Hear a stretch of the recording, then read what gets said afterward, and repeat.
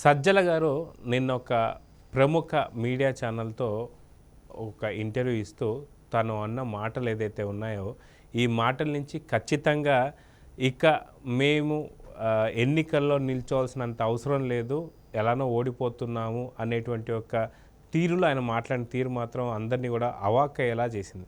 ఎందుకంటే జగన్ రెడ్డి గారికి ఏదైనా సరే బ్యాక్ వాయిస్ ఉంది అంటే మటుకు అది ఓన్లీ సజ్జల మాత్రమే.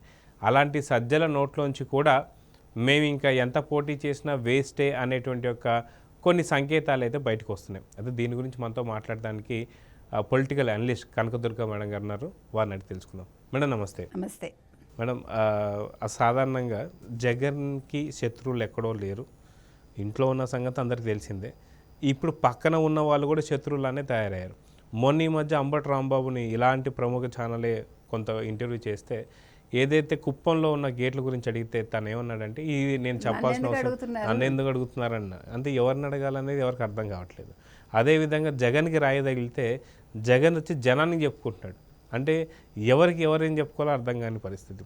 అదేవిధంగా పోసాని కృష్ణమురళి చూసుకుంటే తను కూడా పవన్ కళ్యాణ్ సంబంధించినటువంటి వ్యాఖ్యలు చేసిన తర్వాత నీకు లైఫే లేదు కదా అంటే నాకు ఇలా అని చెప్పేసి అంటున్నాడు సినీ ఇండస్ట్రీగానే.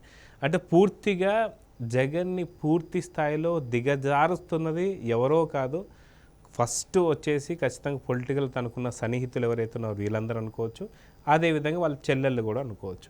సో ఈ యొక్క సజ్జల మీటింగ్ని మీరు చూశారు కాబట్టి దాని గురించి మీరు ఏం చెప్తారు? నిన్న ఒక మన తెలుగు మీడియాకి ఒకళ్ళకి ఇంటర్వ్యూ ఇస్తూ అందులో ఆయన రకరకాల కమెంట్స్ చేశారు. అంటే అక్కడ ఉండే జర్నలిస్టులు 5-6 ఇప్పుడు కొత్తగా ఈ ట్రెండ్ వచ్చింది కదా, ఎడిటర్స్ని కూర్చోపెట్టి లేకపోతే సీనియర్ జర్నలిస్ట్ని కూర్చోపెట్టి ప్రశ్నించే విధానం.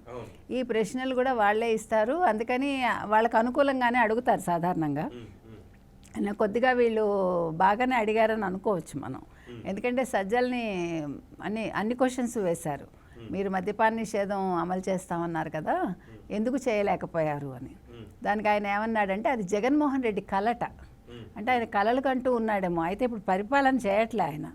అంటే 2019 నుంచి ఆయన కలగంటూ కలలో ఆయన ప్రజలకు హామీ ఇచ్చాడు, అది ప్రజలు గుర్తించాలి. ఇవాళ ఆయన ప్రజలకు ఏం చెప్పాడంటే నేను మద్యపాన నిషేధం 2024కి చెయ్యకపోతే మీరు నన్ను నిలదీయండి, నేను సంపూర్ణ మద్యపాన నిషేధం చేస్తానని ఆ రోజు హామీ ఇచ్చి ఆయన ఎన్నికల్లో గెలిచారు. అంటే ఇప్పుడు ఆయన ముఖ్యమంత్రిగా ఉన్నట్టా లేనట్టా అనేది కూడా మనం ఆలోచించాలి. ఎందుకంటే కలలో ఉండే మనిషి ఇళ్ళలో ముఖ్యమంత్రిగా పనికిరాడు.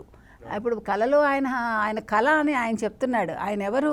ఆయన మౌత్ పీస్, ఆయన షాడో ముఖ్యమంత్రి, ఆయన సకల శాఖ మాత్యులు. ఆయన చెప్తుంటే అందులో నిజం ఉంటుంది, మనం తప్పకుండా తీసుకోవాలి. ఇంకొక విషయం ఇందాక మీరు చెప్తూ అన్నారు, జగన్కి శత్రువులు ఎక్కడో లేరండి. జగన్కి ఒక సజ్జల రామకృష్ణారెడ్డి చాలు, ఒక సజ్జల భార్గవరెడ్డి చాలు. ఎందుకంటే మొన్న ఆయన్ని సోషల్ మీడియా వేదికగా ఆయన పరువు తీసేశాడు. ఆయన సమాధానం చెప్పుకోలేకపోయాడు, అతను హెడ్గా ఉండి ఏమీ చెప్పలేకపోయాడు. సో ఇలాంటి వాళ్ళని పెట్టుకుని ఈయన ప్రభుత్వాన్ని నడుపుతున్నాడు. రేపొద్దున ఎన్నికల్లో ఏం గెలుస్తాడండి ఈయన? సజ్జల రామకృష్ణారెడ్డి లాంటి వాళ్ళే చాలు. 2014లో కూడా ఈయన ఓటమికి ఆయనే కారణం అంటారు. మన 2019లో ఆయనకి చాలా అన్ని అనుకూల పరిస్థితులు తెచ్చుకుని బాబాయ్ హత్య, దాన్ని చంద్రబాబు నాయుడు గారి మీదకి నెట్టేసే ప్రయత్నం చేయటం, ఇట్లా రకరకాల చెల్లెళ్ళు ఓ పక్క, చెల్లె ఓ పక్క, అమ్మ ఓ పక్క, ఆయనకు అన్నీ అనుకూలంగా మారాయి. ఈసారి అదే చెల్లెళ్ళు, అదే తల్లి, వీళ్ళందరూ ఆయనకి నెగిటివ్ అయ్యారు. అలాగే ఆయన ఎవరినైతే చంపించాడో అదే బాబాయ్ కూతురు ఆయనకి శత్రువు అయింది, అదే బాబాయ్ భార్య శత్రువు అయింది. ఈరోజు ఒక్కొక్కళ్ళు వాళ్ళ ఇంటి కుటుంబ సభ్యులే ఆయనకి నెగిటివ్ అయ్యారు. వీటన్నిటికీ తోడు ఈ సజ్జల రామకృష్ణారెడ్డి లాంటి వాళ్ళు ఏం చెప్పాలో తెలియక నిన్న మీరు చూస్తే ఆయన మాటలు పేలవంగా, అంటే ఆయనకు అర్థమైపోయింది మన నెక్స్ట్ రాము అనేది ఆయన ముఖంలో స్పష్టంగా మనకు కనిపిస్తుంది, ఆయన మాటల్లో కూడా.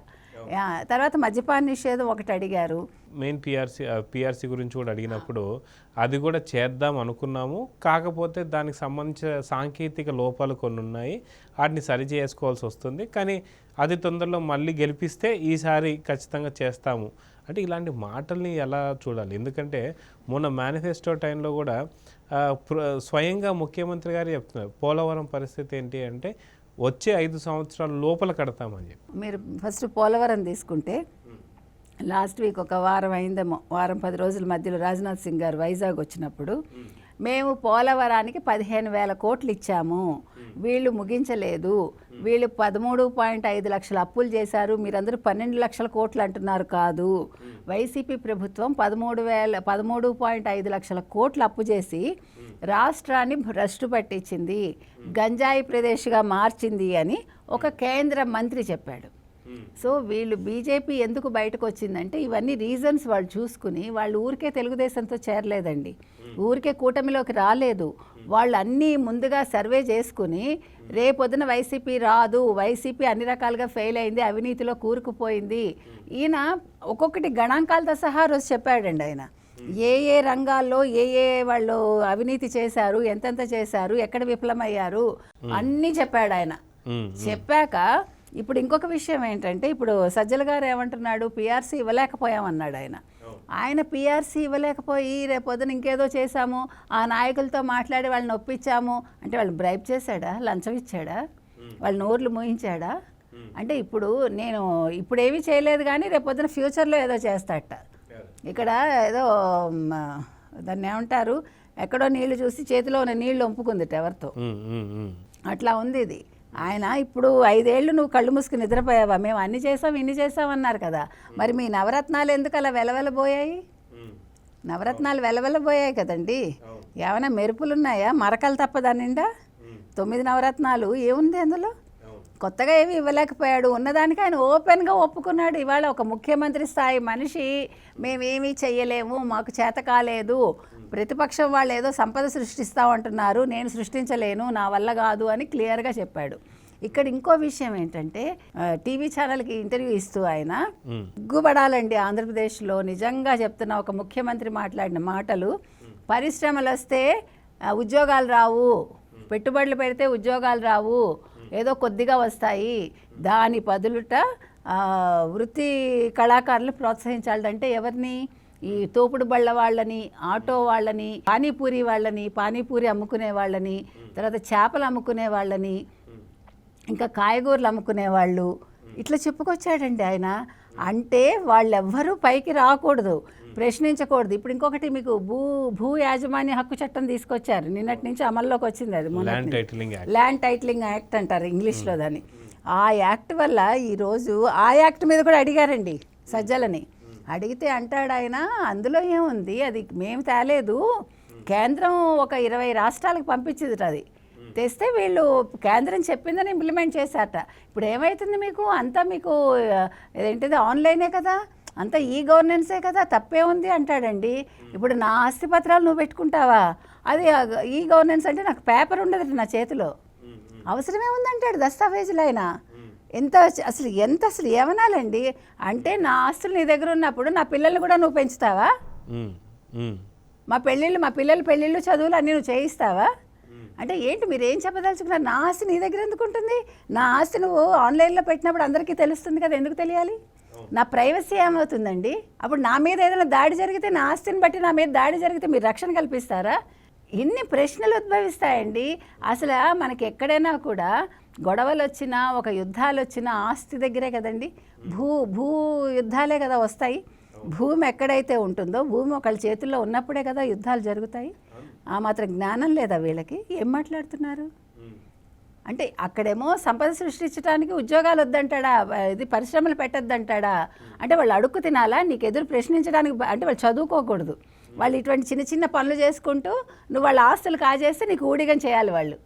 వాళ్ళు కట్టుబానిసలు అయిపోయి వాళ్ళు ఇంకా ఎదగకూడదు, వాళ్ళ పిల్లలు చదువుకోకూడదు, మీరు మొత్తం కబ్జా చేసేసి మీరు ఎంజాయ్ చేస్తారా? అయితే ఇంతకుముందు కూడా గతంలో ఐటీ మంత్రి ఎవరైతే ఉన్నారో గుడివాడ అమర్నాథ్, ఆయన కూడా కోడిగుడ్డు పొదగాలి, తర్వాత కోడిగుడ్లు, చికెను, బొబ్బట్లు, పచ్చళ్ళు ఇలాంటి, అంటే ఇవన్నీ కూడా ఐటీ మంత్రి మాట్లాడుతుంటే సరైనటువంటి ఒక అవగాహన లేదేమో అనుకున్నాం. కానీ ఇప్పుడు శాస్త్రాలతో ఒక ముఖ్యమంత్రి మాట్లాడుతుంటే దీన్ని ఎలా చూడాలంటారు? అంటే ఎవరైతే గొర్రెల పెంపకాలు అంటాడు, బర్రెల పెంపకాలు అంటాడు, వీటన్నిటిని పెంచితే అప్పుడు మనకి ఇన్కమ్ వస్తుంది, ఒకవేళ ఒక కంపెనీయో లేకపోతే ఇంకోటి ఏదైనా తీసుకొచ్చినప్పుడు ఎన్ని జాబ్స్ వస్తాయి, చాలా తక్కువ జాబ్స్ వస్తాయని చెప్పి అంటున్నాడు. సో అంటే అందరినీ చదువులు మానేసి గొర్రెల పెంపకాలు, బర్రెల పెంపకాలు వీటిల్లోనే వెళ్ళాలి అనే తట్టుగా ఆ మాట్లాడే దీన్ని అభివృద్ధి అంటారా, లేదంటే అవగాహన రాహిత్యం అంటారా, దీన్ని ఏమంటారు? పొగరండి, ఒళ్ళు పొగరు, డబ్బు మదం ఎక్కితే మనిషి ఏం మాట్లాడుతున్నాడో తెలియదు. లక్షల కోట్లు దోచుకుని ప్రజల సొమ్ము తిని ఈరోజు ప్రజలు ఎండలో పడి మాడుతున్నారు, అక్కడ ఇబ్బందులు పడుతున్నారు. అన్నా క్యాంటీన్లు తీసేశాడు, తిండి లేక అల్లాడుతున్నారు అక్కడ. ఈరోజు ఈయన మాట్లాడుతున్నాడు. ఇప్పుడు ఏం మాట్లాడుతున్నాడు అంటే టాటా కంపెనీలు వీళ్ళందరూ ఎందుకు పెట్టారండి పాపం? వాళ్ళందరూ కూడా వాళ్ళ ఆస్తులు ట్రస్టుల్లో ఉంటాయండి. వాళ్ళు ఏం అనుభవించరు, వాళ్ళు దానాలు చేస్తారు, వాళ్ళు మంచి మంచి ఎంప్లాయ్మెంట్ ఇస్తారు. ఈయన చెప్పేదాని ప్రకారం మీరు చెప్పినట్టు గొర్రెలు బర్రెలు అని ఒకడంటాడు. మీరు చెప్పిన ఒక ఆయన కోడి గుడ్డు, ఏది గుడ్డు ముందో కోడి గుడ్డు ముందో కూడా ఆయనకు తెలియదు, కానీ ఆయన చెప్తాడు. అంటే ఒక ఐటీ మినిస్టర్ మాట్లాడాల్సిన మాటలు అవి. అంటే ఇక్కడ వీళ్ళ మినిస్టర్స్ అందరూ చదువు సంధ్య లేని వాళ్ళు, ఒక ఏవనాలి గూండాలు, మనకి ఒక కొడాలి నాన్న ఉన్నాడు, ఇలా చాలామంది ఉన్నారు కదా. మీరు చెప్పిన అంబటి రాంబాబు డ్యాన్సులు చేసుకుంటాడు ఆయన. మరి వాళ్ళు అలా మాట్లాడిపోతే ఎలా మాట్లాడతారండి? సో నేను అనేది అసలు ఈయన ఏం మాట్లాడుతున్నాడు? ముఖ్యమంత్రి ఎలా మాట్లాడితే మంత్రులు ఎలా మాట్లాడతారు అసలు? అంటే ఇప్పుడు గొర్రెలు అంటే గొర్రెలు చేద్దామన్నా ప్రజల్ని? నువ్వు గొర్రెలు కొనుక్కుని గొర్రెల్ని గొర్రెల్ని పెంచుకో, లేకపోతే బర్రెల్ని కొనుక్కుని బర్రెల్ని పెంచుకో, ఇదే చెప్పాడండి ఆయన. అంటే గొర్రెలు బర్రెలు పెంచుకుని నువ్వు మళ్ళీ ఆది మానవుడి దీనికి వెళ్ళిపోతావా? అంటే చదువుకునేవాడు ఇక పైన రాకూడదు, చదువుకునేవాడు వస్తే ప్రశ్నించడం జరుగుతుంది, ప్రశ్నిస్తే దాన్ని ఎదుర్కొనేటువంటి శక్తి వాళ్ళ దగ్గర వాళ్ళ ఉనికికే ప్రమాదం కాబట్టి ఖచ్చితంగా అందరినీ కూడా పశువులు కానీ కోళ్ళను కానీ లేదంటే ఇలాంటి వాటిని తీసుకెళ్ళడం అనేది నిజంగా అది అరాచకం అనే చెప్పుకోవాలి. సో చూద్దామండి, ఖచ్చితంగా ఒక రాష్ట్రానికి సంబంధించిన ముఖ్యమంత్రి నోటు నుంచే ఇలాంటి మాటలు విన్న తర్వాత ప్రజలు ఖచ్చితంగా ఇప్పటికే ఫిక్స్ అయి ఉన్నారు దేనికి ఓటేయాలి దేనికి ఓటేయకూడదు అని. సో చూద్దాం, రాష్ట్రానికి అభివృద్ధి కావాలా అరాచకానికి కావాలనేది అతి తొందరలో జూన్ 4వ తారీఖు ఫలితాలు రాబోతున్నాయి. ఏం జరుగుతుందో చూద్దాం. Thank you madam.